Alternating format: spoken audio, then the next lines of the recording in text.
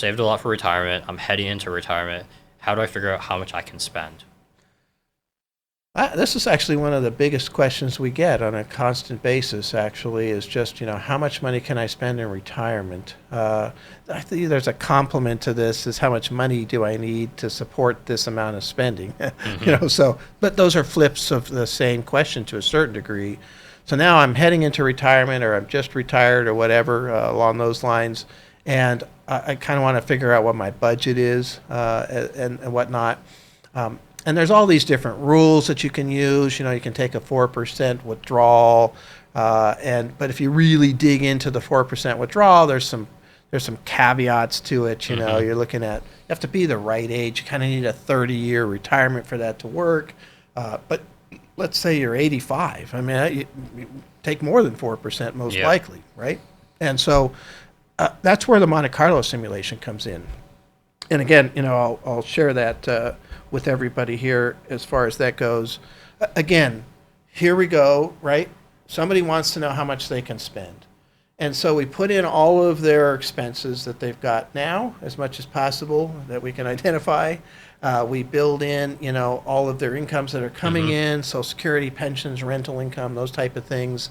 And then we look at, what their asset base is and how that's constructed and where it is, how much is in the banks, how much is in the stock market, how much is in the bond market.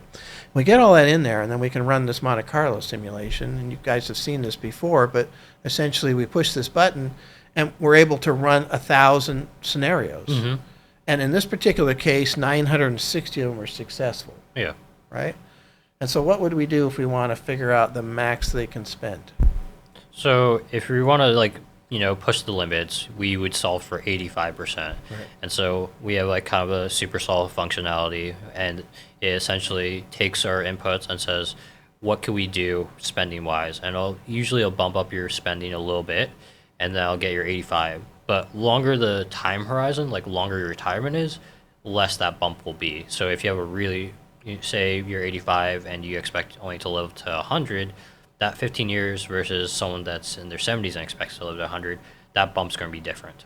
Yeah, we literally have a super solve button in this particular program, and we can say solve for 85% probability of success, and we can have it just solve for how much money can be spent per year to make that happen. Mm-hmm. And we can update that and continue to look at that or what have you. But some people really like that. They just want to know the budget and know that they can feel like, okay, that works.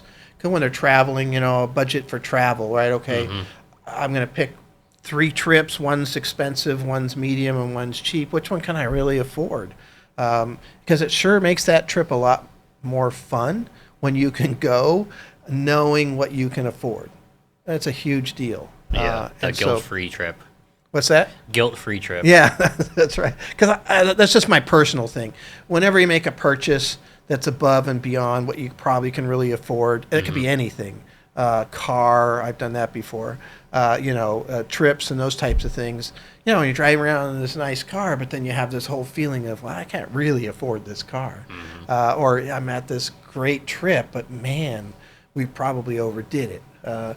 And I can solve for this, let's say at 85%, and say, okay, I can actually afford this. And man, I'm telling you, that's a big part of the trip. I mean, the whole object of the trip for me is just mental relaxation. So knowing that I'm, can afford it, it really does help. And maybe I'd go on a better trip than I might have thought, right?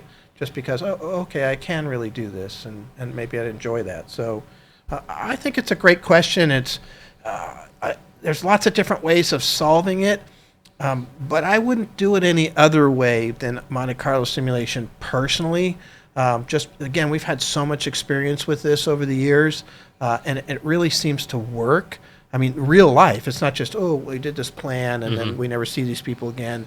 We redo these for year after year after year, and we're getting to see, okay, this works. It has been pretty accurate and whatnot, and then we can see what happens in these big downturns and keep pushing these buttons. So I think it's worth looking at. Yeah, so if you're close to retirement, I think it's time to start to go into the details, dig into the weeds with your retirement and figuring out how you have to spend. Because, when you're saving that money, you can have a rough, napkin math to figure out how much money you need for retirement. But when you actually get into it and you want to retire, at a point you can't really go back to working, and that's when you kind of want to make sure that you're in a good spot. Yeah, I actually can make this argument for almost any age too. I mean, we don't get asked this all the time because people are pretty happy with their standard of living, and let's say they're at 96%, like we just showed. Okay, good, good, good. But it would be interesting, for those people that are wondering what they could spend to solve at 85%. It's very easy, we can do it, and it'll give them an idea of what they could spend. Because sometimes things come up, and I've got clients that could afford more, and they don't do it because they don't think they could afford more. And that's okay. There's nothing wrong with that. But maybe there's something you're missing out on that you might have been able to do. Go back to visit your kids, a few more times or something than you thought you could, whatever it might be, right? Everybody's got different things that are important to them. So anyway, I think, solving for maximum income, spend, I think it's useful. It helps me, that's for sure. Yep.